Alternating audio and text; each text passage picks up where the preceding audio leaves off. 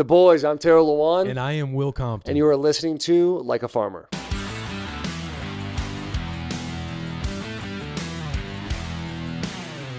Hey y'all, it's Pat. Welcome to another episode of Like a Farmer. Before I introduce my special guest today, continue to support our journey as we continue to support our farmers around the country. The boys, Taylor Lewan, Will Compton with Bussin with the Boys. Thanks for coming on the show today, guys. Dude, we are fired up to be here. It's a good time. We got to know each other a little bit last night. I did slide over a little something to put in your top lip last night, and I wonder if you tried it out. It was about 11 o'clock last night. We had a great dinner, and I put one of those Lucy's in, and the little breaker thing. A little bead. Yeah. Unbelievable. Mango? Thank you. Espresso. I've never had one of those before, and shout out Lucy's. And you said, you're like, hey, you're going to put this in your lip, and you're going to think everything's fine, and that little bead's just going to pop. It's like an orgasm in your mouth. It really is. Unbelievable. Yes. Before we get started, now. I do want to say this yin and yang that y'all have going on. I mean, I love watching y'all's content, and I'm a huge fan, and I appreciate what y'all do because y'all are great together. I mean, I truly mean that. Just a boom, bam. Got to see y'all on the softball field last night, and y'all are kind of a thing, to be honest with you. I mean, it's kind of cool to see. I think it's funny, dude. Like in high school, you know how everyone's about the boys. Like you have your small clique in groups, and then obviously you get into college, and you get your boys then. But you get out in the real world, slowly but surely, you get married, you have kids, you start to walk away from the boys. And luckily, Will and I have been able to establish something where it's 24/7, baby. It's always for the boys. Always for the boys. It's always for the boys, man. Yeah, no matter what. And y'all are both great dads. I got to know y'all a little bit last night. I mean, y'all are family first people, but you will always remember it'll always be for the boys. No question. Yeah. Y'all have that tattooed? I mean, you've got to have that tattooed on you. I don't have for the boys tattooed on me. If Will ever did it, I'd do it. But I know Will would never do it. So that's my checkout. Keep the body clean. No, I have to keep my innocence. His body's a temple. You see that? Yeah. He took his shirt off last night, and you could see four of them boys peeking out of that tummy. He looked fantastic. He was on vacation in Florida a couple of days ago, and he posted a family photo. But you could see the sides were taken away by the family, framed in. What was right above that belly button? Just a couple. It looked like an old-fashioned. What do farmers do when they wash things? Yeah. All that tells me is you noticed. Oh, yeah. Hell yeah, I noticed. Hell yeah. You got to compliment the boys. So this is great. I'm excited for this episode. I want to step back a little bit, and Will, let's start with you. Missouri.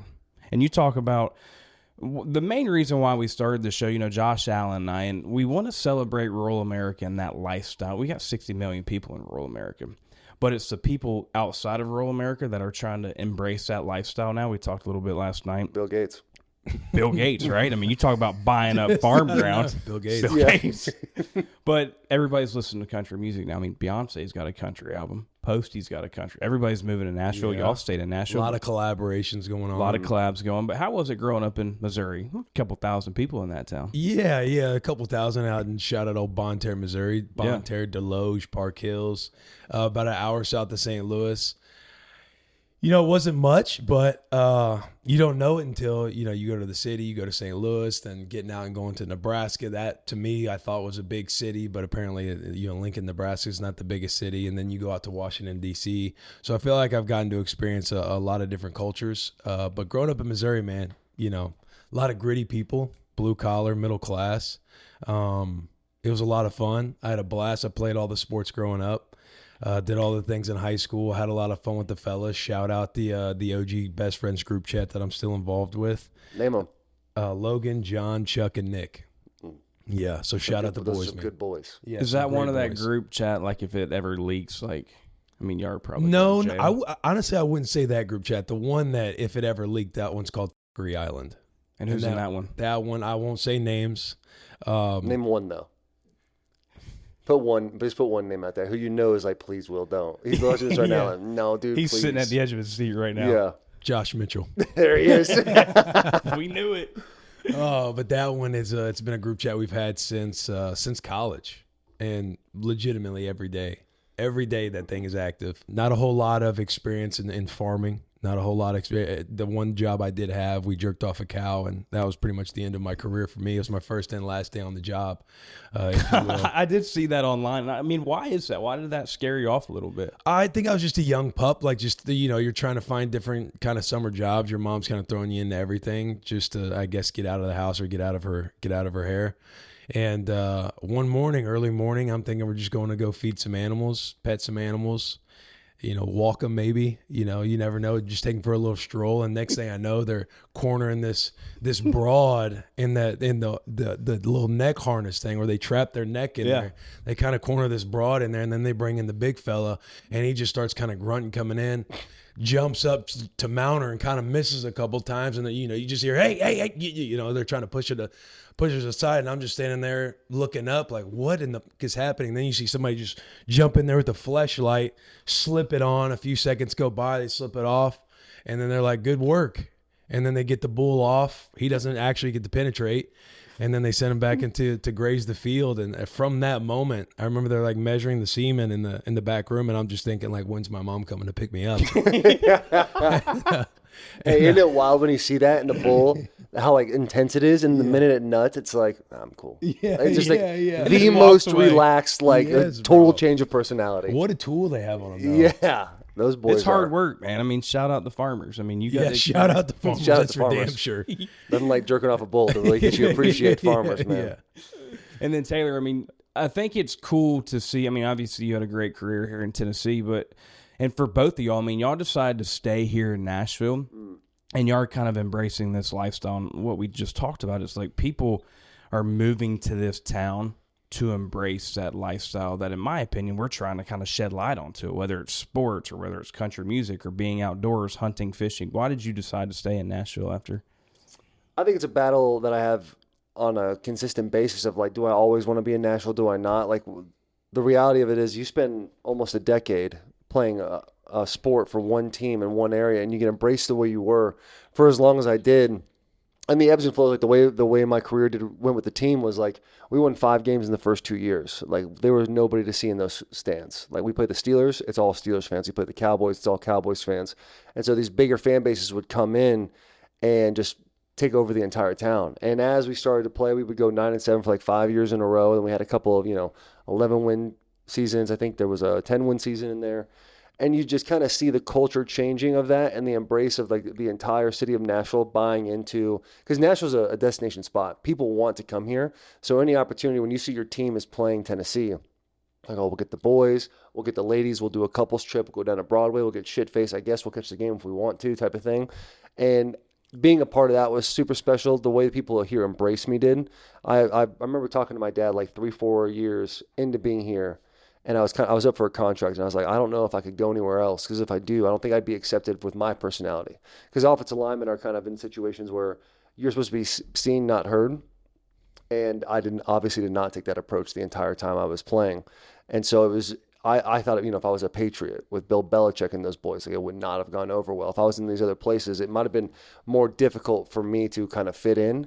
And being in a place like Nashville, which is, a melting pot, it's a bunch of, misfits who leave their town and go to somewhere else to find success doing whatever they want to do.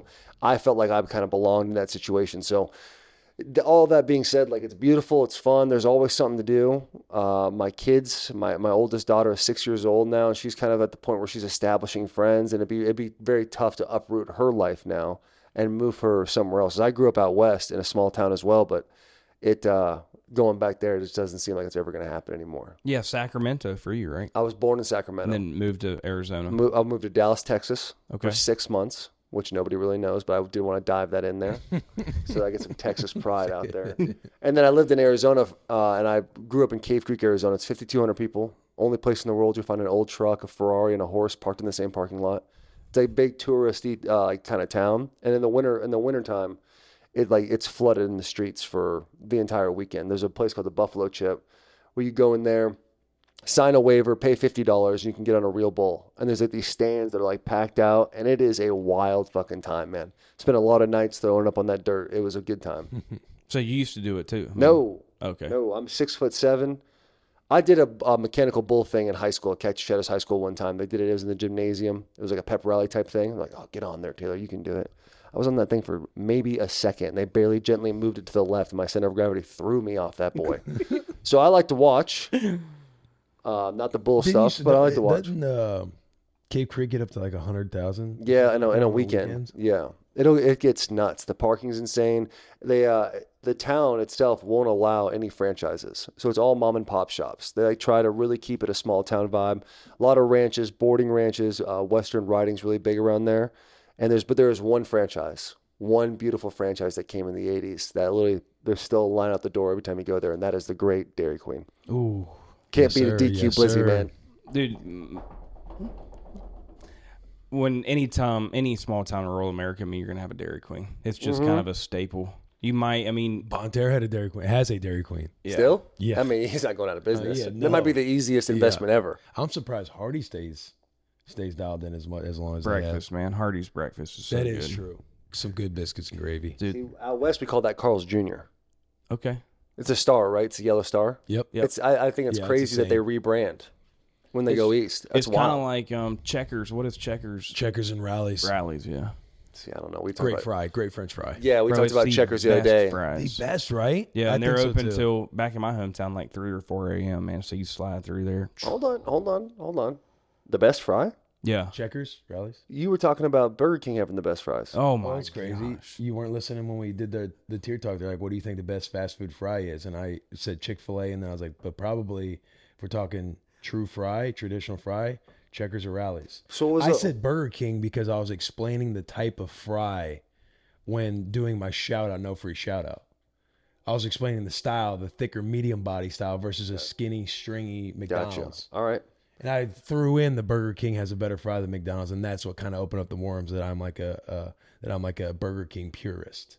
But that was never necessarily the conversation. I was just using Burger King as the example of the fry of the description. Yeah, like A couple things I took away from Will's statement just now. Got hostile about the Checkers, which makes me appreciate how passionate he is, and now I believe him 100%. And also, I need to do a better job listening in podcasts. That's what I need to do. So that's a nice little 1-2 punch that Will Compton just put on me. so. What are you going best fry in the game? Yeah, this is where we had this conversation. Is I'm not very well versed in your classic fry. Now, when I see a picture of Checkers fries, it's got that good crisp to it. It looks like there's a little bit of seasoning on that boy too. That looks really good to me. Yep. But your generic fry is where I take my name out of the hat when it comes to having opinion. Now we start getting the waffle fry talk, the steak fry talk, the curly fry So what talk. are your what's the best fast food fries? I would- you're doing a lot of the window dressing. I and beating know. around the So question. yeah. Speaking of dressing, that's what really sells the cake for me. If you put some ranch next to anything, I'm gonna sell that Dude, bad boy ranch all day all long, day, every all day. day. And if you like blue cheese, farmers, if you're out there growing blue cheese, I don't know if you do that. Dairy I farmers. hate you. Yeah, I cannot stand blue cheese. If it was a human being, I would commit just first taking degree. a shot at the backbone of America. No, I'm not gonna. You yeah, just said that yeah, you're farmers right. out there doing My blue fault. cheese. Dude, Bill I'm- Gates, I want to personally apologize for every. Okay, I mean the Bill Gates, like he's buying up the He's the land, number but one farmer in the world, right? number one landowner, but I mean he Of ain't rural- out there of rural farming. It's farming like land. Bill, save some land for like the other people that actually are going to farm the land. No but question, I'm with that. But it's to the not gonna- fries, Ace boy loving Bill Gates. I would probably go number one would be Chick-fil-A. Number two would probably Chick-fil-A for a fry? yeah waffle They got a fries. good It's waffle all about the fry. base and your fry for me because that's more scoop power for your dipping sauce, which we've already established as ranch. Curly fry goes next, so I'll go Arby's. and then I'm just go looking at the picture. I'm gonna go Checkers. I don't think I've ever had Checkers, honestly, but it's kind of He's like. gonna go Checkers. But where do I go? I don't know. I don't like the regular stringy fries. Oh, I feel that. The blue cheese and ranch, I just got to be honest, I'm a huge ranch guy, but you cannot go, and I'm in Buffalo a lot. I mean, Yeah. I have to be. Those people up there will die by blue cheese. Yeah. Like, you can't even go get a chicken wing and order ranch. They'll kick you out of the restaurant. That's they disgusting. pat you on the head if you're a ranch over blue cheese person. Like you're a little kid. You're like you'll grow up one day Correct. and mature. Your palate will mature Yeah. a little bit, and you'll end up It's liking blue okay. cheese. Yeah. You'll be like one of us one day. Yeah. And I'm telling you, that's a different breed up there in Buffalo, New York. Have you become a blue cheese guy? Up there, yeah. It's like a different type of blue cheese. It's not as like chunky. It's kind of like a smooth, creamy blue cheese. It's actually really good, man. And I'm a Wing Nuts guy. I'm going Wing Nuts. That's my favorite joint up there. AJ and the boys up there are unbelievable. So their blue cheese at Wing Nuts is awesome. Never close the door on anything. So I know. have to give it a And try. speaking of not closing the door, I mean, are you done with the NFL or where we at Well, with that door's a little open. If Okay. you watched at all last night softball, first inning, there's still a little bit of juice left. No, it's over. Is- That's what you're Breaking going to say on this news. podcast? Yeah, You're going to say it's done? yeah. For all Middle America out there listening, the gritty undrafted boy, that's it's over, man. Damn. I know. Heartbreaker The last now. shot. T, what do you got to say about that? I mean, this is breaking news right now. Will Compton's done with the NFL. Put it on the ticker. I would say this, man. The NFL is filled with a bunch of people. When you walk into a locker room, there's about 3-4 guys that get paid a lot of money. And there's a bunch of guys after that are the nucleus of the team that is going to establish what your culture is going to be in that team. The NFL is worse now that Will Compton is not in it. Will Compton is a glue guy. He's a strategic guy. He's a neck up guy that is going to put you in good positions that you know. Hey, one of these boys go down out here. First, second down, we got base. Let's not talk about third down right now. First, second down.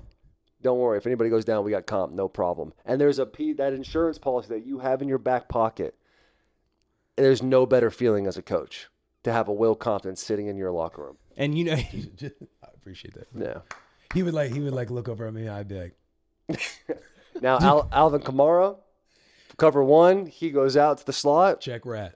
Got to check rat. Yeah. I got to drop to as a whole player. Yeah. I can't go one-on-one. As with Josh Alvin Allen Kamara. would say, milk check. Yeah. You gotta worry about that. You got to know your strengths and weaknesses. Yeah. I still haven't gotten over this blue cheese thing, and I don't want to go after the Buffalo Bills fans because I've gotten an entanglement with them before, but that is crazy. The ranches. Will hit right on the head. I mean, they treat you like a little boy if you order ranch. All right. Well, give me the kids' meal, brother. Give me that ranch. That's what I want.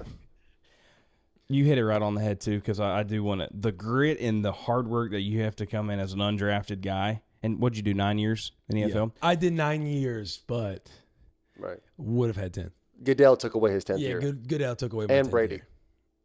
What do you mean? Elaborate on that. Oh, It's you don't know the story. No. Why don't you sit back, move that Yeah, microphone? how I'll much move time my do you have? microphone too. Go ahead, How much Will. time do you have?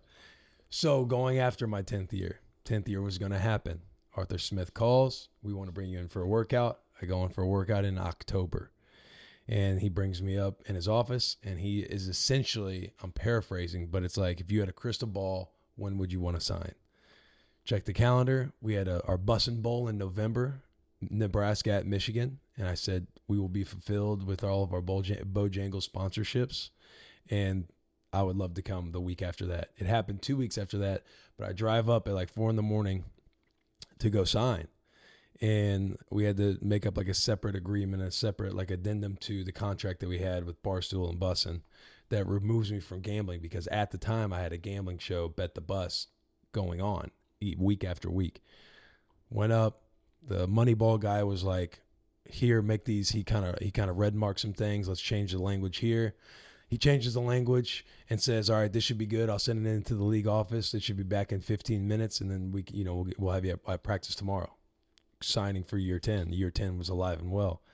Well, we didn't hear back from the NFL office for like 4 hours, and they were like, oh, we'll get it to you soon. And then 4 more hours go by, and I'm in my hotel room, and the guy calls and was like, they say you're way off base as far as being able to play and participate due to the legal, Barstool, the podcast stuff, just because of gambling and the gambling show. Like, I would have to do all these different things, like You'd have to go to rehab and pretty much like divest equity that I've any cash that I've been given, like a lot of hoops that basically took several weeks, and then by that time they fell out of playoff contention, and then it was like, it was too late. It was too late. Damn. So year 10 never happened. Had Will Compton been in that locker room, they would have never fell out of playoff contention. And they were actually playing the Redskins, the team formerly known as the Redskins, the Washington Commanders, that week. That would have been a nice homecoming for the boy. Yeah, Arthur was like, been. you should do a I'm coming home video. And I was excited about it. But don't you find it interesting that the Falcons were in playoff contention, and then all of a sudden they keep me out. They fall out of playoff contention. And Tom Brady Can I give you one more? gets to go to the playoffs. It's interesting that Will Compton was on the Raiders and they made the playoffs and they let Will go. They lose to the Bengals in the wild card round. You might be the ticket. It didn't take that much to figure it out. No. Yeah. Just got to follow the signs. Got to follow the signs. Just put the yarn across. Yep. Start connecting dots. Got your and pin you'll board see it. out there, tack board. And see, we're talking. talking about this, and you just announced retirement on the Like a Farmer show. Well, I did. Trust me, I did a full press release myself. Oh, so you just kind of shut down the fact that maybe I have some breaking people, news here. people like to keep your tent alive. So I felt like that's what was happening right here. But it feels better to just openly admit that it's done. Going undrafted and honestly having a good career like you did, I mean, every single day, adversity, your farmers are fighting the consumer every single day, whether, I want organic, or orange juice has too much sugar, or milk's really not that good for you, so we're going to go get some almond milk. Like, what they're facing every single day is why Josh and I started this show, to kind of shine light on those farmers and to support them. Just give me a couple of takes on why y'all decided to come on this show today. Because, I mean, I know you've got the deer tattoo, so you love being outdoors. Stag. Stag tattoo. It sounds way cooler than just to say. You go to Nebraska. I mean, you think about Nebraska. That's a multi-billion-dollar industry in Nebraska's agriculture. Yeah. Yeah, I mean, I think for those reasons, you got Nebraska, you got Missouri. Although I wasn't a farmer myself growing up, just the respect that you have for those people. And you say, like, they're battling their consumers and the milks and stuff. Like, those motherfuckers got to get up at their ass crack of dawn, use their hands every day, put posts and shit in the ground, and just grind it out until the sun goes down. They just make like an honest living at all times. And like we were saying earlier, they're the backbone of America. So I think you tie all that together. That's a big reason. Also, Brandon Mim was shout out Brandon Mim. Shout out B. We've worked with Brandon before, and we have a lot of respect for Josh Allen. And just knowing that you have all of these reasons to come on here, I think it was pretty easy to make that choice, and just to be like one of the boys. Like, we're for the boys. And we know there's a lot of farmers, there's a lot of people in the ag business that watch Bussin' with the Boys as well, that they're driving, whether they're driving to their monotony every day, or sitting on their tractor putting around and listening to the boys, or listening to this podcast. Like, stuff like this helps get them through the day. And so, yeah, man, anytime the boys can jump on, I think we're excited to. Yeah, what Will said, and also when it comes to farmers, I feel like there's such a line. Everyone's got, now there's so much internet and there's so much information. Everyone wants to say, like, okay, this is healthy now, this is not healthy, you should stay away from this, you should go vegan, no, you should go carnivore, and then everything in between. And I think when we live in places like Nashville, where everyone's kind of close together, no one's growing their own stuff, people are kind of just eating food and not understanding where the food is coming from. People don't realize how difficult it is for farmers, like Will said, getting up at the ass crack of dawn, grinding it out, getting through day in, day out, hoping the rain doesn't come, hoping the rain does come, like everything in between, knowing the elements are playing a factor in your game, while trying to make a wholesome product and make something that you and your family can live on for the rest of your, so you guys can live. So I think that's really important, especially because there's so much information now about what people are putting in our food, and how things get all these antibiotics and steroids and stuff like that. And so the people that are choosing to spend a little extra, have a little more spending in their product to make it a little bit better, those are the people that you really want around. We need to get back to that. Boom. Hey, right there, for the farmer, man. Look at that hat. Nope, other one. That's a good one too. Yeah. Look at that. For the farmer. Do you mind if I put it on? Absolutely. Thanks. Love that. Go for it. Hey y'all, it's Pat, and I'm back to talk about my great partner, Fresh from Florida. Food tastes better when it's grown closer to home. That's why when you look for the Fresh from Florida logo where you shop, you can rest assured that you'll find the freshest, best tasting, and highest quality produce you can get. In the field one day and at the store the next, Fresh from Florida produce goes directly from Florida farmers to you. And right now, sweet Florida watermelon, crunchy Florida sweet corn, and juicy Florida tomatoes are all in peak season, which means they're at peak perfection with flavors as vibrant as Florida's landscape.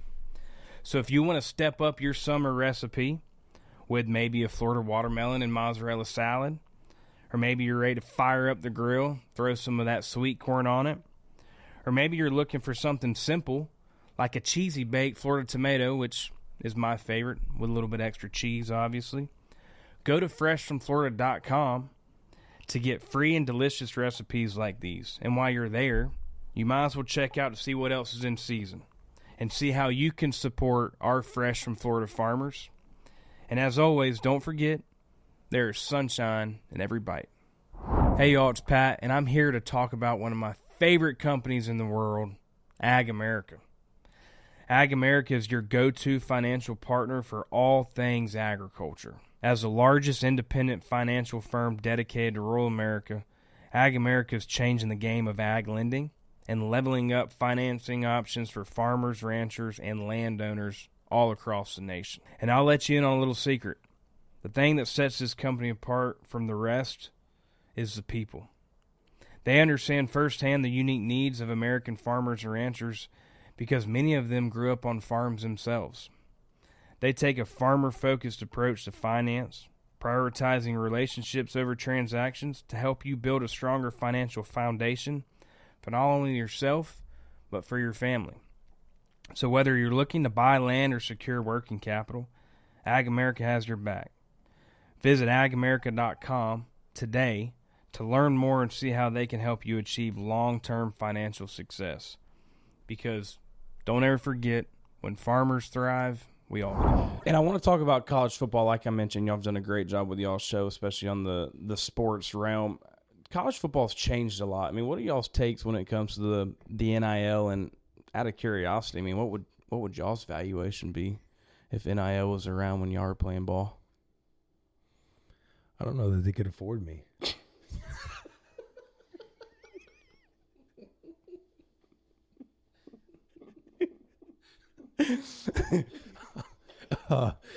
Dude, we've talked about this before, but I mean, NIL, it's just part of the game, whether or not you agree with it, disagree with it. I think it's here, it's going to stay, and kids are going to get paid a lot of money, and you hope the kids do the best job of surrounding themselves with the right people so that way they can make it work for them and take care of themselves, because, again, only 1% of the collegiate athletes are going to go to the NFL, and so they have an opportunity to make money while they're playing and while they're in college. So you hope they handle that well.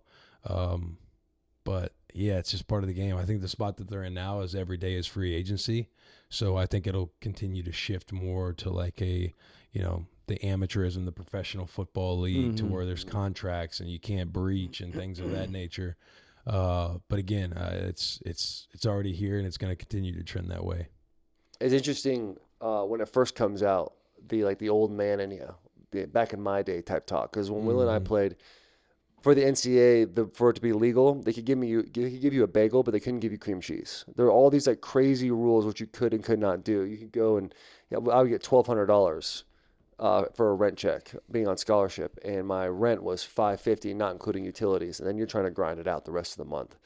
And there's a sense of camaraderie with that when it comes to college football. Like all the boys are on the same playing field as far as like how much money we have. Obviously, there's a couple outliers. A couple of the boys got some rich parents that throw them a couple extra bucks. But for the most part, everyone's kind of balling on a budget trying to figure it all out. And then you get into this, and I think it's great that kids are getting paid more money because you always want, if you're playing a sport, I hope you make money. I hope you're able to, eat and buy the things you want and do all those things. But it is definitely the Wild West right now because there's really no rules and regulation. They're kind of figuring out. So they're just kind of throwing shit at the wall and seeing what sticks. To me, it's like if you get these guys with good financial advisors, you get them to understand what it's like to have money.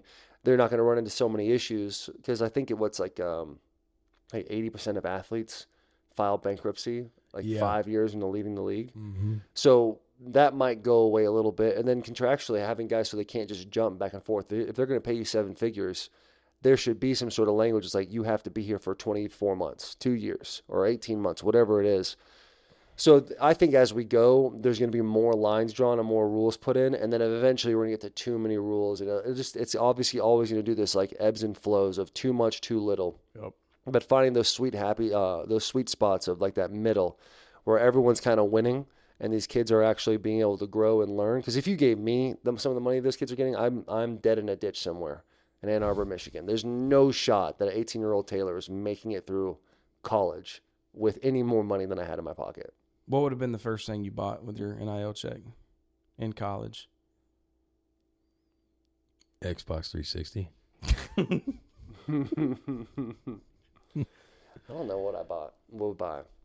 I mean, for me, it legitimately been your gaming setup. Yeah. TV, you're getting the best fucking TV. Oh, dude. You're going to But they Best always Buy. do, like, You're going to Best Buy thinking, like, hey, show me the best one. Don't even worry about the price, brother. Yeah. And they just lick their chops and be like, we got them, boys. Yeah. Get the new Xbox, also the PlayStation. Get the best futon in the game. Yes. You know what I mean? Yeah. Tempur-Pedic futon. Yeah. A nice little slit in the middle so it can go into that couch no problem. Mm-hmm. Yeah, that's a good pick. I want to do that. I would do that too. Yeah. Good job. Will. That's a setup in college, right? Yeah. No doubt. Big ass You're grinding TV, it way out. too big for the room. Yeah. Like yeah. a 60-inch flat in a 200 square foot room. Yep. That's a win. Dude, throw a popcorn machine in that dorm room. Oh my God. Yeah. That's a nice throw in there. That's a really nice throw in. Yeah, futon, Xbox, PlayStation, popcorn machine, biggest TV you can find at Best Buy. Dude, in the dorms, the guy across the hall from me, his name is Jack Greenlee, and he had a Nintendo 64, and that's all I played all of college. Super Smash Brothers, GoldenEye, Star Great Fox, games. just all time. Great games. Just living in the past for a little bit. It was so much fun. Don't have to put a whole lot of thought into it. But you play Super Smash Bros. You ever play? Yeah, super. I mean, I did it on the 64 though. Yeah, Nintendo 64. Yeah. Absolutely. That is to me, that's the best game console of all time. 64. It does get a lot of love, a lot of callback too. Yeah, I a feel lot like of callback. People enjoy It's it. like a core piece of growing up. Right. My gaming console story. So as y'all know, I mean, I don't know if y'all do, but Josh Allen was on the cover of Madden. Yes. So that was the past year. So Josh sends me the game, and I was Xbox. Josh sends me a PS5 game. Appreciate that, Josh. So Mom, for Christmas, she surprised me with a PlayStation. I'm like, hell yeah, hook it up. I'm playing solo, but I want to go online. I want to play with the boys. Mm-hmm. Yeah. So I go online, and it says your account's been suspended. I'm like, well, I don't have an account, so because I'm just now going online. Call PlayStation. PlayStation's like, yeah, give me the serial number on the back of the console. So I give it to them, and they said, yeah, this console's been stolen. Your mom's I'm like, well, my mom just got it for me for Christmas. Yeah, this thing's been stolen. So now I'm calling Mom on the phone. She's like, I got it from Walmart. Like, I'll show you the receipt and everything. She got it from Walmart. I guess somebody had stole it, traded it in, got a new one, so now they can go online. But, the jack that got their PS5 can't go online. So, Do you hear? How old are you? 31. You could have told that same story and you wouldn't know if you were 8 years old or 31. Yeah. Great. I call my mom. Like, no, this ain't I have stolen. a receipt right here, honey. Don't worry about my that. mom got this for me for Christmas. Yeah. So I call my mom. She doesn't know. You think about a guy going through that much thought to go steal a PlayStation, trade it in, and get a PlayStation that's legit. That's good crime. That is. That's well thought out crime. That's well thought out. I hate saying that out loud, and I know the farmers are hot about that right now. But that's a well thought out crime. Why are they the only ones that are hot about it right now? Because that's your demographic, right? Yeah. We're for the farmers. We're for the farmers, and I know the farmers are listening. So I want them to know while they're driving in their dope Chevy Silverados on to work, that I hear them. I know they're listening, and I know you're fuming about that. But we got to tip the cap to some nice crime. Why do you just assume that the farmers are driving a Chevy? I mean, it's the most Well, durable, yeah. reliable, gritty truck on the market. And if you're worth your salt, you're going to get in a Chevy Silverado. And know that when you wake up at the ass crack of dawn and go to sleep at midnight, that Chevy's always going to work for you just as hard as you work. Oh, spot on. Yeah, I mean, y'all are if you- checking off the sponsors on this Yeah, show. like, look, if you want to go flashy, there's things out there for you. You want to go full on comfort, there are things out there for you. Right. But if you want performance and if you want something that performs as well as you do, you're in a Chevy Silverado. There's no question. You see the ZR1 Will's got out there? ZR2. Excuse me, ZR2 Chevy's got Will's got out there? I like it. It's fantastic. That was the first comment he made. He's like, I like that truck. And I'm like, Nice. I know you do. Yeah, hell yes. Take a photo of it. It's a cool guy. That's what we need Have to your mom drive. buy it for you. And honestly, we got a sick invite last night. How about Mr. Riley Green inviting all of us out to his farm? Yeah, Dude, Riley's the best. yeah. He is the man. I was talking That's a to man's man right there. That's a man's man. just a specimen of a human being. Too. Yeah. He is. And he knows it too. There's no Yeah. question. God took his time with Riley Green. Yeah, He took his time. I mean, did.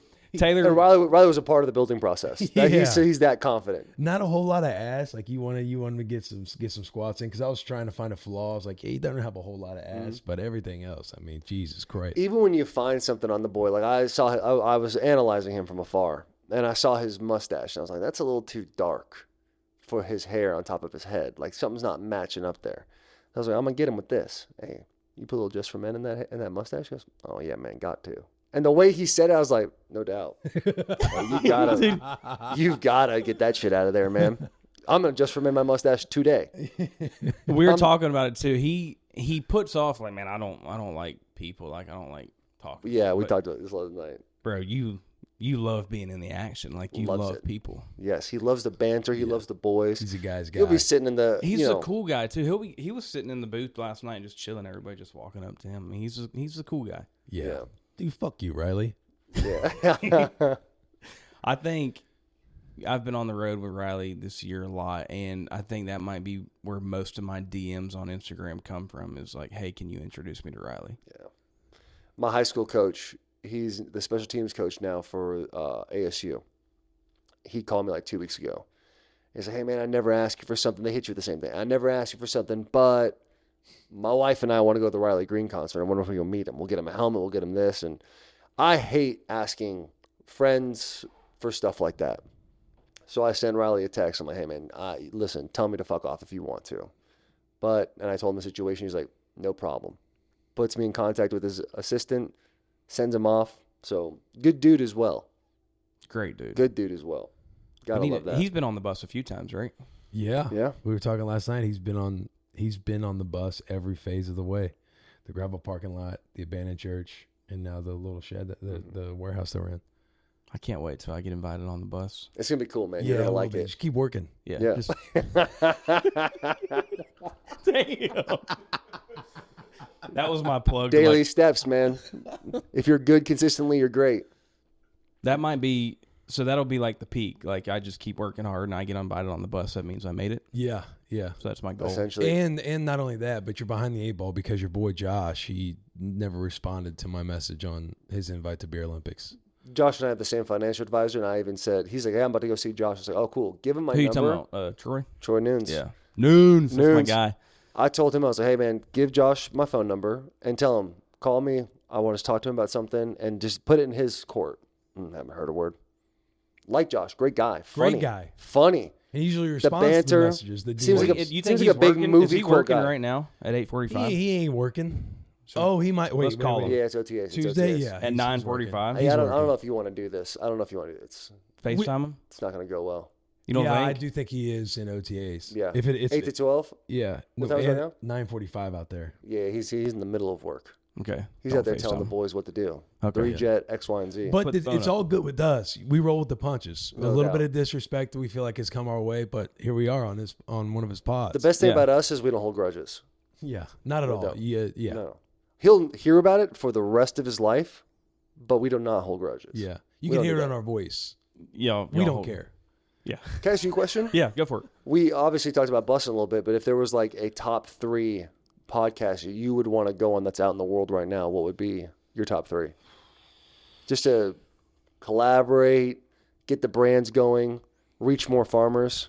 I think Got that message of, hey, yeah. you want to come on my podcast? I think Meat Eater does a great job Yeah, Meteor's awesome. in the outdoor space. I really do. But I would say that would be my first one. I mean, everybody's going to say, dude, I would love to go on Rogan. I think Rogan's the best. But, like, I mean, I think Meat Eater would be a good one. I think that hits my demographic. But it's more than, I mean, I'm trying to get y'all to understand this.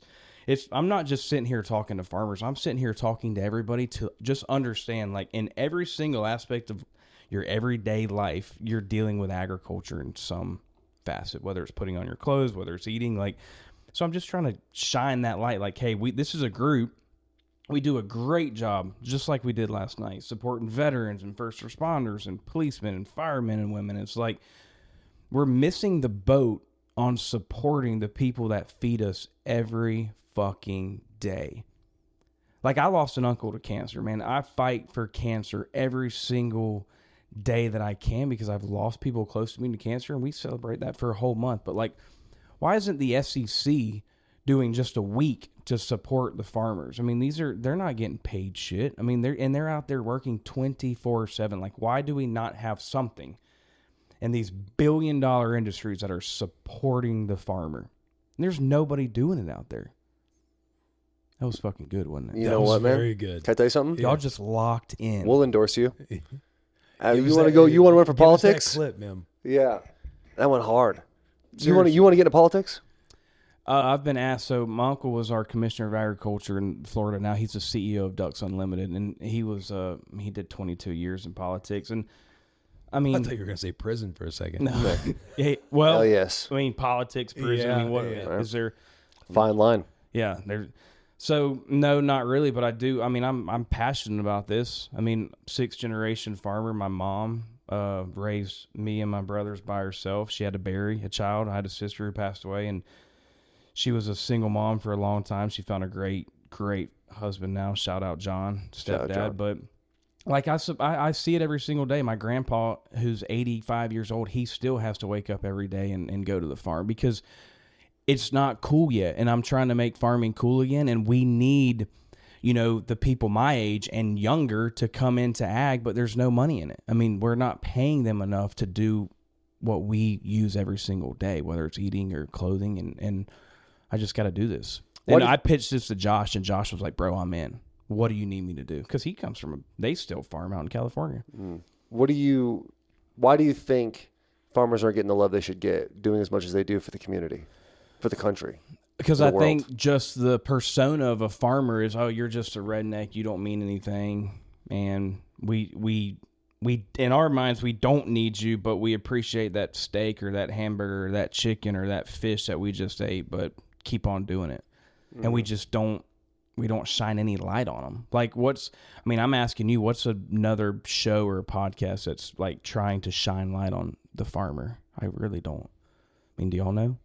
I have no clue. Yeah, I'm not very well versed in the farming game. Same I think I'm one of the issues. Farmer wants a wife, right? Farmer wants a wife. Yes. We talked about that. Yeah, last you're time. going on that show, right? You're going to be the next farmer. No, I'm not, man. Why not? Go find love. We had this conversation last night. Yeah, but I'm not a dating reality TV show guy. I mean, would y'all go on a dating show? No, absolutely No. not. Taylor would. No, I would not. You would. No shot. Yeah, I could. Look at my man. He The looks like a reality stallion, of reality course. TV, being a cast member in reality TV, to me has never been something I want to do. Dude, you used to tell me you wanted to go on the Bachelor. You would do it if you were single. I talked about how the strategy of being on The Bachelor would be fun. More The Bachelorette.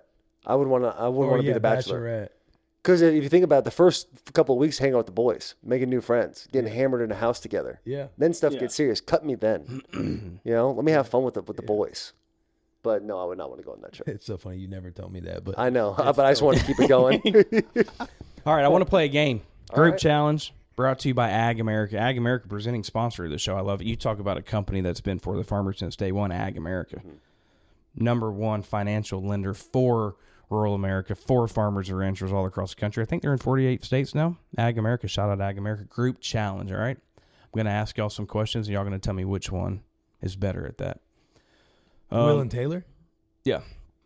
AgAmerica, 48 states, dropped out of Alaska and Hawaii. Nope, Hawaii. We got Hawaii. You got Hawaii? Coffee, baby. Hell yeah, smart, strong. Yeah. Need some of that right now, actually. Yeah. We'll brew you up some. Who's better at the Wonderlic test? Who scored better? Wonderlic. I never got to take it. So me. Taylor. Oh, going undrafted, you didn't get to. Oh, I wasn't I wasn't a combine guy. Would The you Wonderlic have- is ridiculous. Why do you say that? Because you have 15 minutes to answer 50 questions. And if the question's longer than 3 lines, you should just skip it or just write B or C and move on. You don't get points off for getting them wrong. You only get points for getting them right. And some of the questions are just kind of all over the place. They're meant to mind fuck you a little bit. I don't see a whole lot of need for it when it comes to football. You can also tell I didn't do very well. That's why. I was going to say that. That's why Taylor. Hell with that test. Better gambler. Taylor.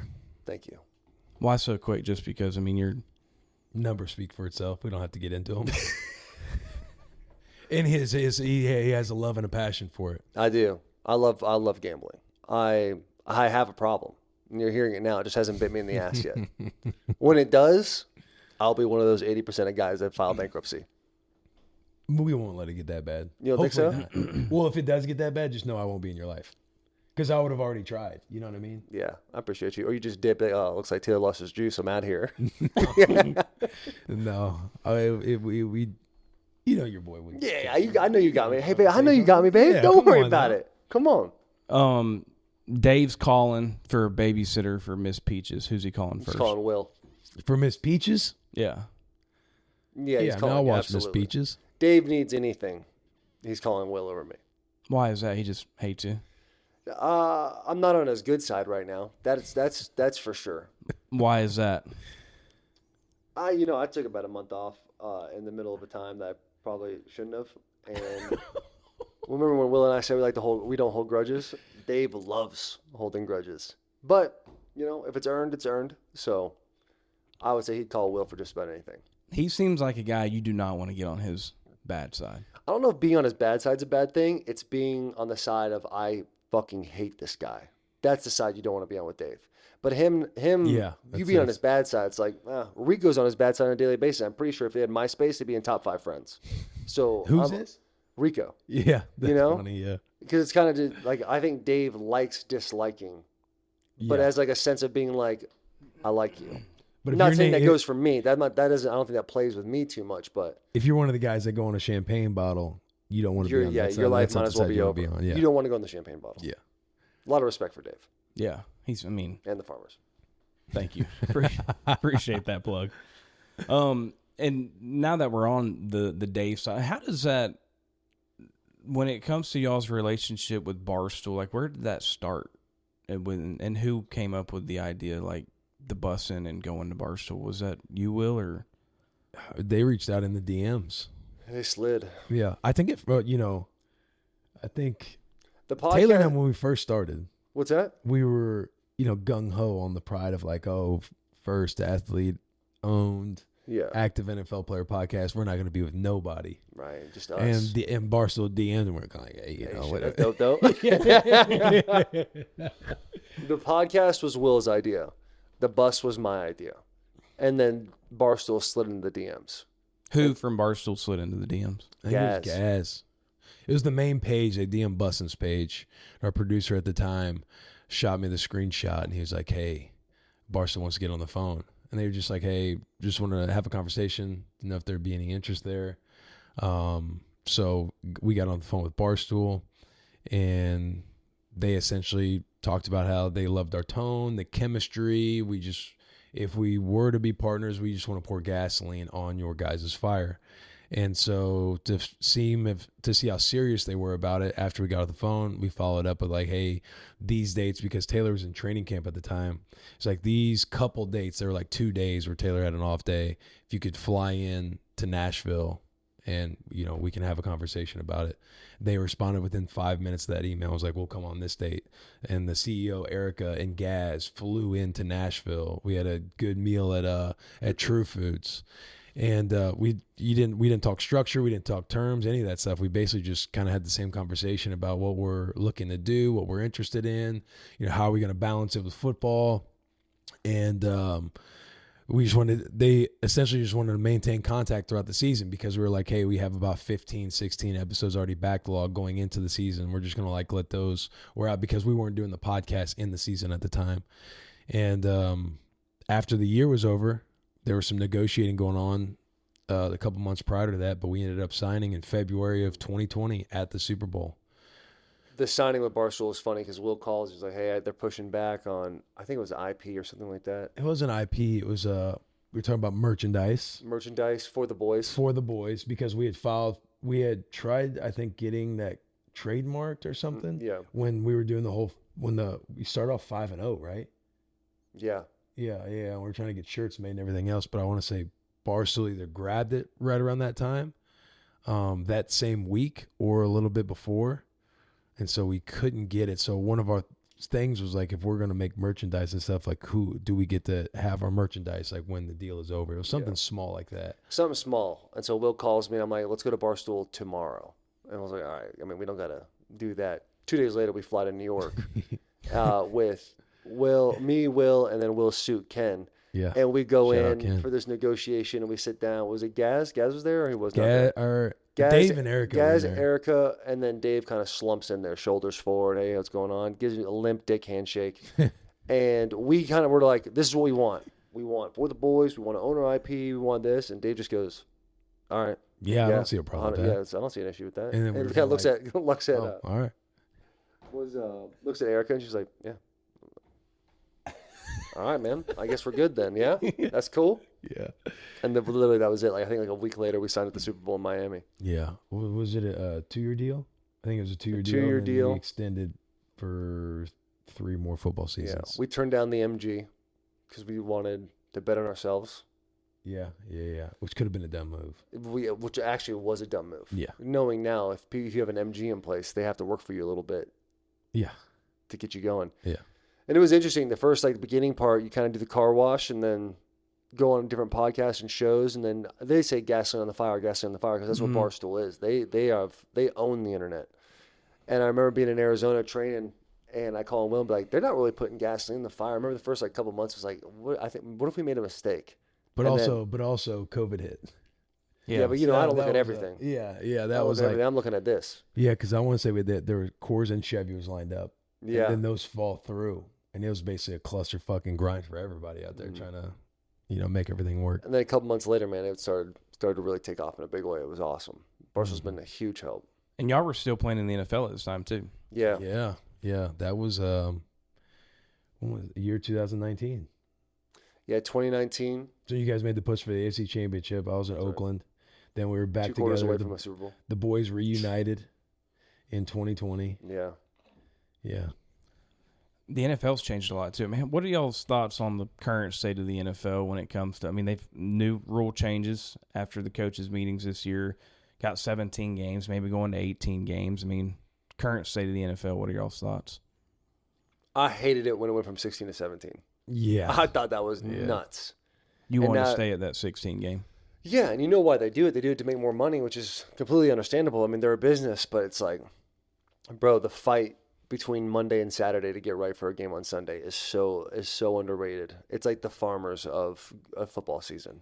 Just, you have to do it, but it sucks doing. And then once you get to Sunday, no one thanks you for how hard you work to get there. It is so difficult. And there's only one bye week. It all depends on how the coach structures and handles padded practices. And so you get to week 17, 18.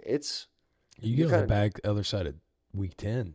Yeah. Yeah. You get around week 9, 10, there you can't really see the light at the end of the tunnel. Week 7, 8.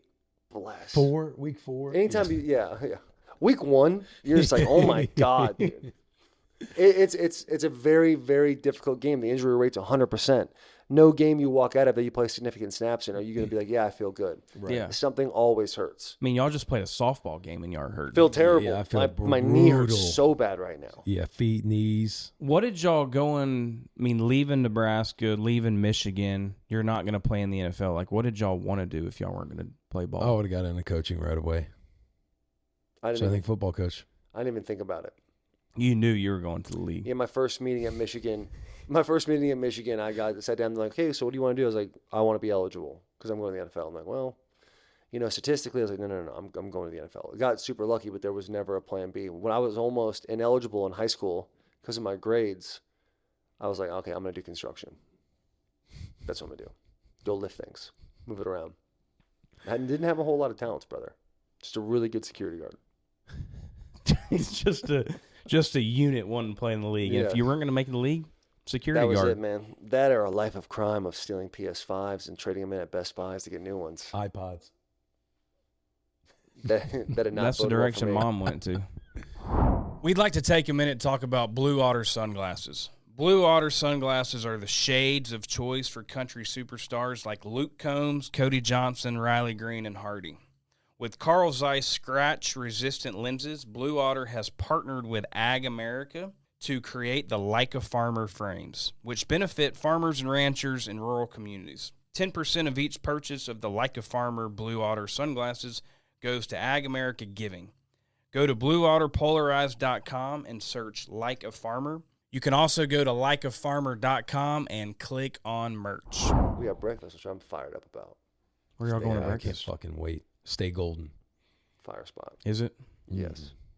They do this thing at Stay Golden, though, where you ask for the steak medium, and they go, we just do it medium rare here. And you think to yourself, just put it on there for 30 extra seconds. What a podcast to bring that up on. Isn't it crazy that he gets his steak medium?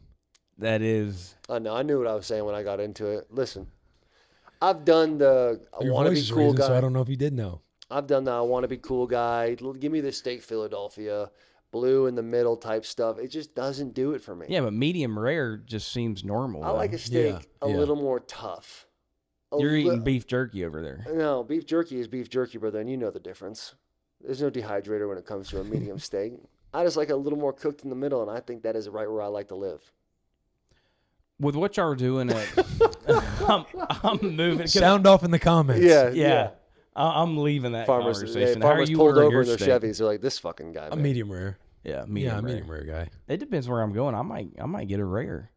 I know some guys who do that. What do they call it? Do they call it like Philadelphia. Philadelphia? Yeah, I was gonna say. I was about to say Pittsburgh for some reason, but Philadelphia style where they just sear each side. And that's it. Oh, some people just go kill the cow and throw it on the plate. Yeah. Make sure it's still mooing. Yeah, the that's classic. it. The classic dad comment.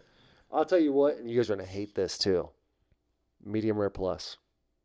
I don't hate that. You don't? No. I catch a lot of flack for the plus every once in a while. Well, I mean, it's like a bougie way of saying it, but there is sometimes sometimes depending on the restaurant you're at, you've had so many different steaks to where, if you're getting medium rare, sometimes it's a little more rare than you like. So some people will just go medium because they ultimately will get a medium rare or vice versa.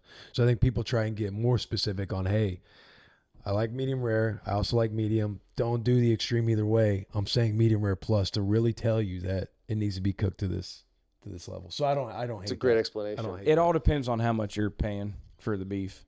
I mean, if you're going to a restaurant, you're paying, $60, $70 for a steak. You say whatever you want. What's the best cut of beef Well out there? In America, who makes the best steaks? Ooh, don't cut anybody off. Omaha Steaks. I know they do some sponsoring. Nebraska, in my opinion, probably has the best. And I've eaten beef all over the country, man. Let's go. Let's go. Dude. They don't just do corn, Hey, huh? this is a shout out, no free shout out, subtle plug, but they take care of the boy, and I absolutely love, bro. You have to try Diamond J Wagyu steak. Diamond J Wagyu. And they're out of Nebraska. Hey, incredible. Shout out. Incredible, bro. Yeah. But I always like one of my favorite things is like knowing you for so long. When Will tells you something, he goes, "Hey," that's when you know he really wants that shit to sink in. Shout out, no free like shout that. out. Yeah. Diamond J Wagyu. Hey, Diamond J. Like you just got. He wants to make sure you're paying attention. Yeah. Yeah. Since y'all have been, bussing with the boys, what do you think was y'all's moment like, oh shit, man, we made it? I mean, because I've looked at, the first time that I really saw your stuff, you were dating the Jeffree Star guy. Farmer, by the way. Farmer. Yeah, Jeffrey farmer. As a ranch in Wyoming. Have you been out there? I haven't. No. Never got the invite. But what was the moment in y'all's opinion like, dude, we got something here? That was not the moment, if you're wondering. I do really like Jeff, actually. He's actually cool. But I don't really know. Have you had a moment where you're like, yo? There was one moment last fall where we were in Nebraska and we were at this bar called Jake's. And they gave us like this little area and we're kind of like above the rest of the bar and people are just losing their fucking mind. And we've had a couple drinks and I just remember Will and I were like in the back going to the DJ booth to demand one more song. And we kind of looked at each other like, yo, this is sick that people just know who we are because we talk on a microphone. Yeah. That was a really cool moment. But there's been a lot of cool shit that's happened. And you're like, I can't believe because of this we got to do that. Yeah, I don't know, man. I feel like it has. It's been a combination of stuff. Like we were just out in Charlotte doing Dale Earnhardt, the Dale Jr. download. I mean, that right there. Yeah. It's like, yo, Dale Earnhardt fucking Jr. Yeah. I can't believe we're out here doing his podcast, him wanting us to come do his podcast. We've gotten to meet some sick people like Shane Gillis, Bird and Tom. Keep out of them off with me. No, that's it. Did y'all, when like y'all got the call to come on this show, were y'all like, shit, No. we made it? Oh, no, yes. Brandon sent such a begging type text message that it was kind of just like, you didn't really have a moment to soak it in. It's just like, take it easy, man. Yeah, we'll do the podcast. Yeah. We feel bad for this guy. We need to come on the show. Shit, Brandon. Oh. I think the best moment is some people hate this. When you are with your family or you're in a random spot, like not Nashville, and you're not in Nebraska, you're not in Michigan, and you're just kind of going somewhere, and in the faint distance you hear somebody go, "The boy," and you kind of look back, and they just give you that fist in the air, like we have a connection from all the way across the room. That is a cool feeling. I think that is it. I think that is it. There are times where we're just wowed that we get to do these types of things that we do, but it's when you're out in the wild. Being at Rosemary last week and the amount of people that would there were a couple guys that I'm just walking by and they just hold out their fist and I hold out mine. You hit a dap. No words were said, but a lot was said. You know what I mean? There's an understanding there. Yeah, there's just like an understanding that I don't know. It is like the coolest thing. It's the coolest thing. Dude, I can't stand when people are like, oh, there's, I don't want people to bother me, this, that, and the other. Like, yeah, there's a line there. Like, obviously, you don't want to like be at dinner with your family and people like coming up to you over and over and over again. Mm-hmm. But for someone to recognize you for something that they've consumed and they feel like they have a connection with you, and just a gentle dap as you walk by, or a little nod, or a, hey, I don't want to bother you, big fan.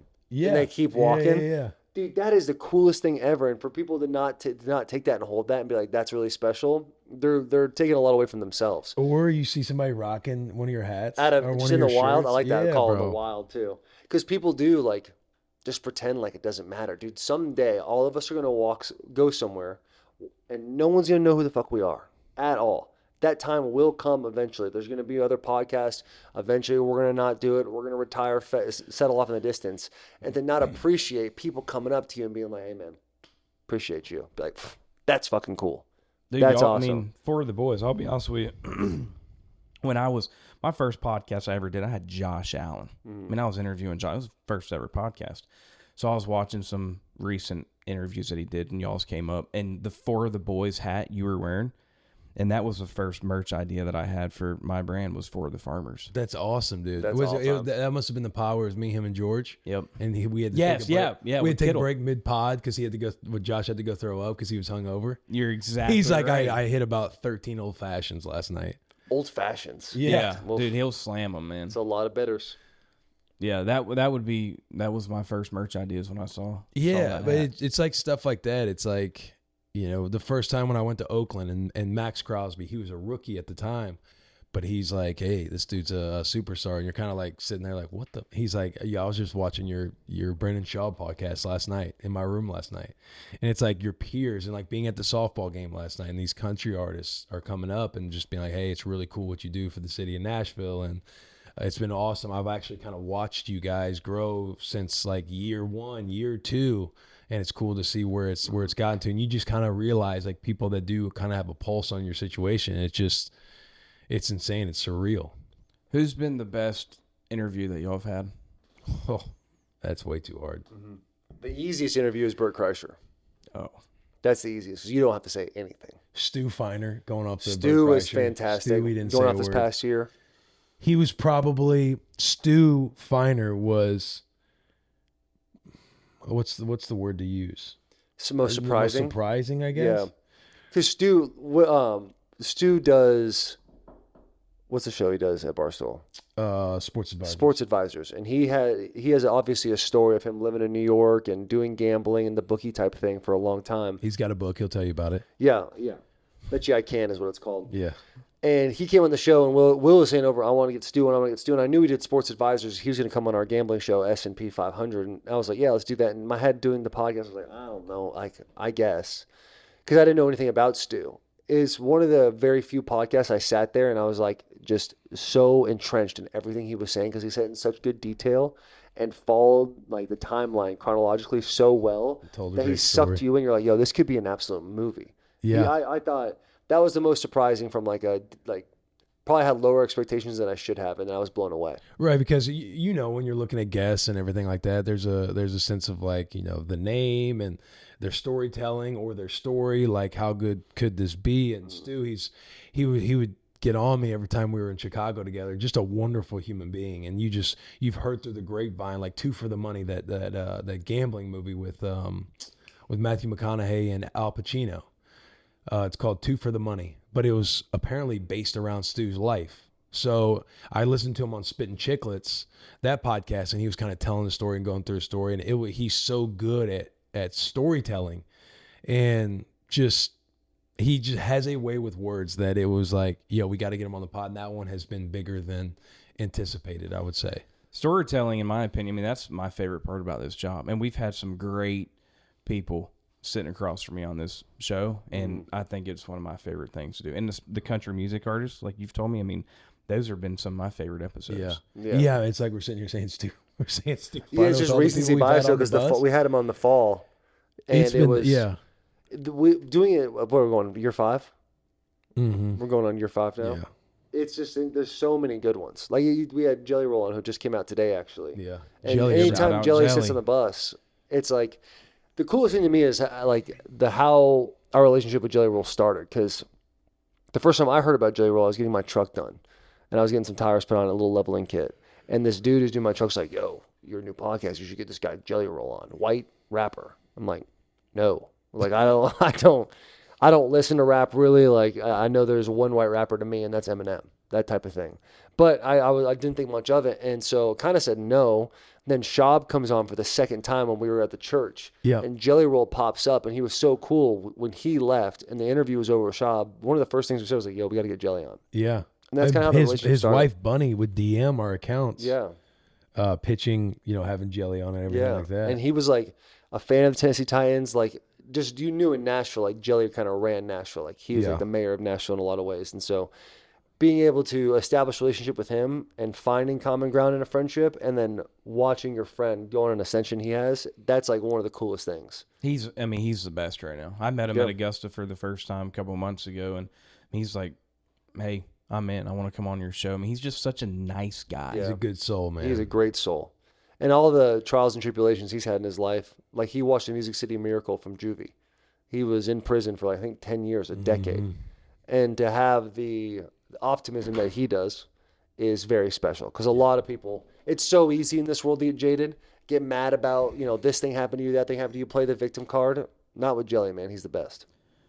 As y'all been doing this for 5 years, has there ever been a time where, man, the bus is coming to an end? This thing's done. We're gonna hang it up. Oh yeah.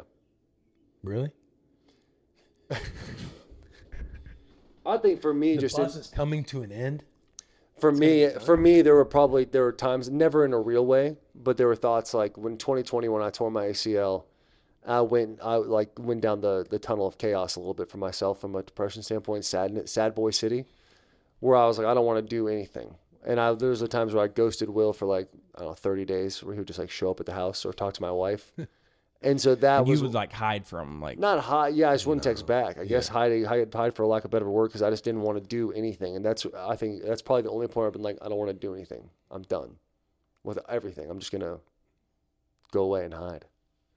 And that's the only time like there's ever been a thought for me to end Bussin. damn. But those stories and stuff, like that thought isn't known until after it's all Right. It's rolling, and he's like, "Hey, there were a couple times I thought about quitting." Like, how about stopping this? Because you thing? gotta just keep it to yourself, and you're like, and then eventually, like anything, the storm passes. Yep. The lights get shine. And you're like, I was being a little dramatic, wasn't I? And it's kind of, you're better now. What do y'all think is the future of Bussin' with the Boys?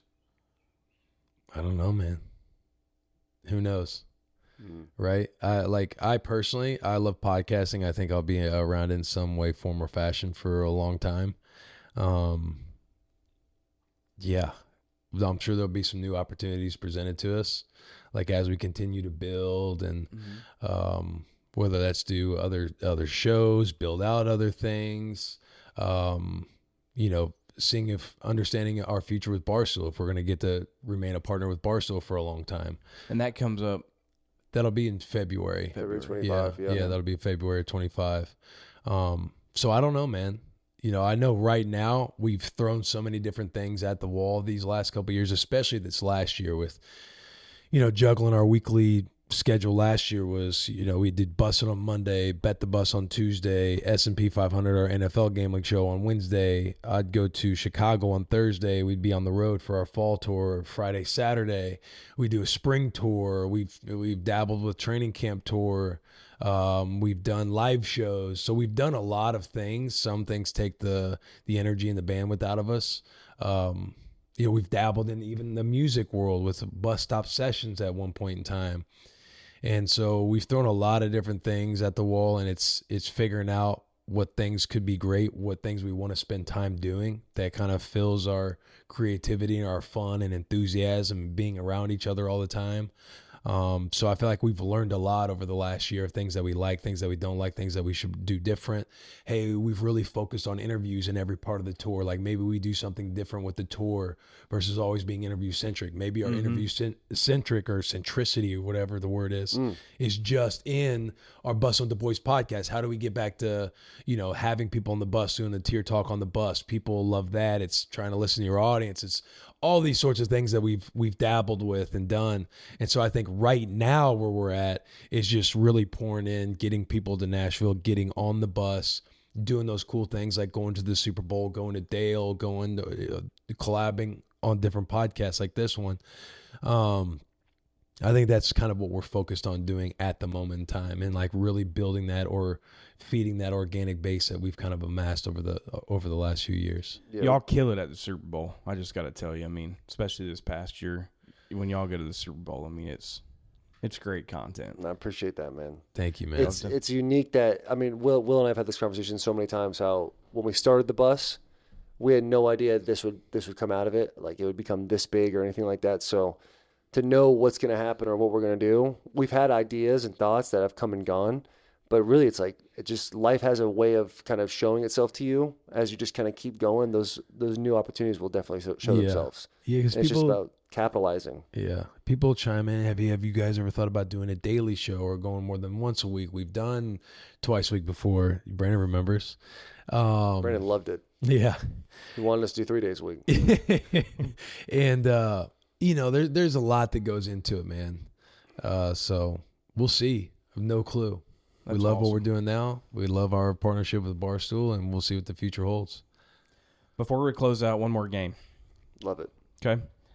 Once again, presented by AgAmerica. Got the AgAmerica hat here. Got the AgAmerica tree. So I'm going to hand you this hat. You're going to pick out one of these little pieces of paper. Will's going to start, and whatever you pick out, it's going to be a name. Okay. And you're going to have to give clues to Taylor what the name is, and he's got to guess it. You got 60 seconds. So that we're playing like heads up with names, catchphrase. Yeah, I don't have a name for this game, so we can maybe name it right here on this show. But that's what we're gonna do, okay? And then you're going back and forth. We're gonna crush it. You think so? No doubt. Yeah. What kind of names are we talking about in here? Are these names we're gonna know? That'll be up to me. That'll be up to me to You'll know it, and I'm gonna, like I said, 60 seconds each easy one. money. Yeah, easy money, bro. The way his brain works, he'll be able to. It's over. Don't do that. What if I fail now? Listen, I believe in myself too. I know I'm going to be able to walk you into this. Yeah. The area. We play a lot of werewolf together. Yeah, bro. All right, 60 seconds each one. Ready? Tell me when to go. Go. Michigan Heisman winner. Charles Woodson. Desmond Howard. Yep. St. Louis rapper. Country grammar. EI. Uh-oh. Oh, God, Wayne? No. Dude, I just said I don't know rap. Saint Lunatic. Pass. I still don't know who that is. Your favorite president? Donald Trump.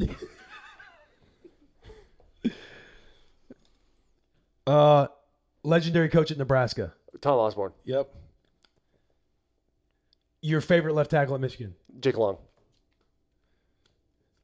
Favorite coach for the Chargers? Harbaugh. Yep. Running back has the biggest piece I've ever seen. You know it. Amir. Yeah. Amir Abdullah. Yeah. That's it. You're done. Let's go. Man, I'm so glad we got that one. Biggest piece I've ever seen. I have 6. No, you got 6. One of those is missing. One we had to yeah, pass. 6. One we had to pass. What was that? It was Nelly. I was like, oh, God. You should have said Band-Aid on the cheek. Yeah, I guess Longest I should have said that. All right, so you got 5. All right. What? How? What? 1, 2, 3, 4, 5, 6, 7. No, we got, So I said 6 and y'all said 5. Yeah. So you got 6. We got 6. Yeah. We got 6. All right, ready? Yeah. Go now. This show right now. Farmers. Okay, what's the whole name of the show? Farmers Podcast. Nope. Oh, shit. I don't All know. right. I don't know who that is. Like a Farmer. Yeah, okay. Dave's dog. Peaches. Miss Peaches. Who owns this podcast? Josh Allen. Freed the Slaves. Abraham Lincoln. Owner of Barstool Sports. Dave Portnoy. All right. Matthew McConaughey. Running back, played with Jake Long at Michigan. Head coach of the Titans. Brian Callahan. Other one. Mike Vrabel. Done. Handsome boy, great mustache, puts dye in it. Riley Green. Does this after dark at Barstool? Jerry. I think we did good. Yeah, Yeah. was solid. What is that? Is it Hart? The Michigan running back? Mike Hart. Mike Yeah, Hart. but I got away from it as fast as Yeah, possible. no, 'Cause I that was I don't want smart. him That to- was smart. 1, 2, 3, 4, 5, 6, 7. Well, wait, hold on. One of these don't count. Yeah, the Oh, no. one. Mike Hart's not in there. We got 8. Oh, we got it. Well, I didn't get You got Like 8. Farmer. I said Farmer's podcast. Yeah, golly. 26. 26. Oh, That's the first one I pulled to. I go, oh, no. How'd you go with the name Like a Farmer? So there's 2 ways to look at it. So in my opinion, no matter what you do in life, I think you should be like a farmer, and I think that shows work ethic. I think it shows grit. I think it shows facing adversity and coming out on the other side. So that's one, being like a farmer every single day. And then on the other side, it's like a farmer, like you should like them because of what they do for you on an every single basis. So you look at it 2 different ways. Nice, dude. Nice. I like that. What do you think about the name? You can be honest. Like a Farmer? I like it. Yeah. I'll say anything wrong with that. You just saying that? No. No, I like it. I'll keep it at I like it. It's one of those things where I think to myself, like, as this thing grows and gets bigger, you definitely see it becoming like more of that name that feels cooler. You get kind of the cool factor. It's like we started Bussin' with the Boys. I mean, I think his wife kind of shit on it. You can say her name. A couple people say her shit on name. it. Yeah, Taylor and Lewan shit on it at first, and a couple people did. And you kind of feel insecure about everything that you're making. And now that it's not cool until it's cool. I think it's the same thing with Like a Farmer. It's like I hear it, I'm like, oh yeah, like I like it. Doesn't like jump off it like, oh, that's a badass name. But in time, as the popularity grows, it's gonna seem cooler. And then I'm like, yo, Like a Farmer, that's a badass Do name. you think the name Meat Eater is cool? I think it's all right, yeah. But it's like one of the biggest brands, right? Yeah. But if I said to you, Meat Eater, right? You know what I'm saying? Yeah. So eventually, like, because of the brand itself, that's cool now. But just saying the word meat eater with no context, we're living in a completely different world. That's And spot on. also the acronym now is LAF, LAF. Yeah, LAF. So I don't Yeah. know if you have comedians on your pod, but laugh a little bit. I like that. Damn. Any other? I mean, this has been great. I mean, any other tips? You want to do a brainstorm? Is that what you're doing right Yeah, now? let's do it. No bad ideas in a brainstorm. I mean, this is y'all's. I mean, y'all have been on the show. We're wrapping up, but I mean, what do y'all think so far? I mean, y'all have seen some of the episodes. We've had Riley on, Josh, Parker, Marty Smith, Vaughn. I mean, what do y'all think so far? Do you do your show at different locations all the time? All the time. All the time? I mean, look, I'm not a former professional athlete. There's nothing special about me. Like I said, I'm Untrue. You have I'm great a hair. farm kid out of Florida. So I have to come to the people to come on the show, which is fine. I mean, Parker came to me, which was awesome. Shout out Parker. Love that guy. But yeah, I travel around. But people want to see, people want to see Riley's farm. People want to see Josh's mansion in Buffalo. Like, people want to see those types of areas. So yeah, I'm going to them. I think you're well positioned being that route. Taylor and I dabble with travel and the guests too, which we don't mind doing. We like doing. We still think they'll be good, but there's a fascination of always being on the bus too. So you need to get people to Nashville, which is harder than when you can just kind of pick up and shotgun and go on the road. I think you're positioned well because you're going to these guys. I don't know if you have a vlog series, but I mean, Like a Farmer, you go to these people's farms, you can vlog and create content there. Right, because there's one thing to talk about it and paint a picture for people, but when people actually see what farmers do on a day-to-day basis, Yeah. that just sheds more light on it. Yeah, so maybe like a farm tour or something. Yeah, Yeah, farm yeah. tour or something like that, but Josh just like Allen's spice it family up. farm. Yeah, bring somebody. Like take Riley Green, go to a farm, blah, blah, blah. That way you're bringing the factor of, oh, Riley Green's in this. Josh Allen's going to a farm. Go to Wyoming. I'm sure they have a lot of farms there with him. Go see the campus. This is his old locker, and now we're going to go check out this farm. Yeah. Or maybe you hunt with Riley Green. You hunt with Meat Eater. Yeah. Yeah, Riley You do all invited these us. things that kind of lean You never into think of all me that eating the stuff. same again, are you? No, that was a great take. One That thing, was a good take. There what really was. one thing that'd be cool is if you are traveling around a lot, obviously your backdrop always changes. Maybe there's like a neon sign that says "like a farmer" or something that when people see Neon it, sign, just like ours. yeah, there's just something that says like when they turn on the show without seeing the title, they know it's your show because of what's around you. I like that too. Taking notes over there, B. That way, Maybe no it's matter something what, too, like what does a farmer always need with them, no matter where they go? And maybe you're hanging a couple of those things around. Lucy, Farmers do need their nicotine. they though. need their nicotine. It's a stimulant. Focus. As a matter of fact, I have the benefits written down. Fill some space, Taylor. Yeah, I think here's the deal with Lucy, man. You can go and you can do bait tobacco all you want, but at the end of the day, if you want to help out a guy who's just grinding away trying to prove his father wrong, Lucy's where you want to go. Go ahead, Will. Neuroprotecting, suppresses appetite, increases metabolism, increases motivation, and decreases negative emotions. Improves focus, attention, and mood, and relaxes the skeletal muscle. That's Boom. from Dr. Andrew Huberman. I'm telling you, when that little bead kind of hits you, you know it too. Yeah, dude. Orgasm in the mouth. Yeah, you do. You know it. You know it. But have a little something, dude. Maybe like a horseshoe or a piece of leather that's branded. Make a brand. A laugh brand. Yeah. LAF. Like on the side of that hat. Yeah. Look on the side of it. LAF. Yeah. Yes, just like that. Yeah. And then put a little sign there, leather, put it in yourself. Not everyone knows when they come on the show. You see the brand, you know where you're at. Welcome to Laugh. Let's have some fun. It's like some Yellowstone shit right there. The brand. Yeah, hell yeah. Yeah. Each guy has to get a brand. Oh, yeah. Dude, fun story about that. So in high school, my first 3 years I was in Cactus Shadows up in Cave Creek. And then my last year of high school, I went down to Scottsdale, Arizona and played at Chaparral High School. And I had this group of friends. We called each other the Sexy Six or the Dirty Half Dozen. And so we had like a Roman numeral 6, the whole thing. I leave, go to Chaparral. They kick me out of the group. They say, you're done. Like, we don't want you around anymore. You're a traitor, essentially. They all got a wire hanger one night, got drunk, and they all have brands. I still don't have a brand to this day, and it hurts me. So maybe your boys need brands. Maybe Brandon is the man he says he wants to be. He's going to get the brand. Yeah, we'll get him branded up. I appreciate y'all coming on the show today, man. I mean, this has been He great. hears some of your storytelling. And he's just like, this dude. Yeah. Next question. Anyway, man, it was great to have you guys on the show.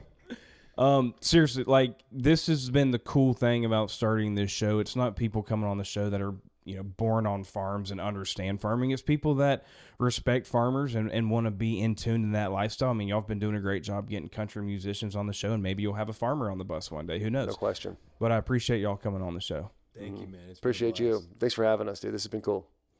Will Compton, Taylor Lewan with Bussin' with the Boys. Continue to follow along on this journey. Like, comment, subscribe, share. Do whatever you got to do to be like a farmer.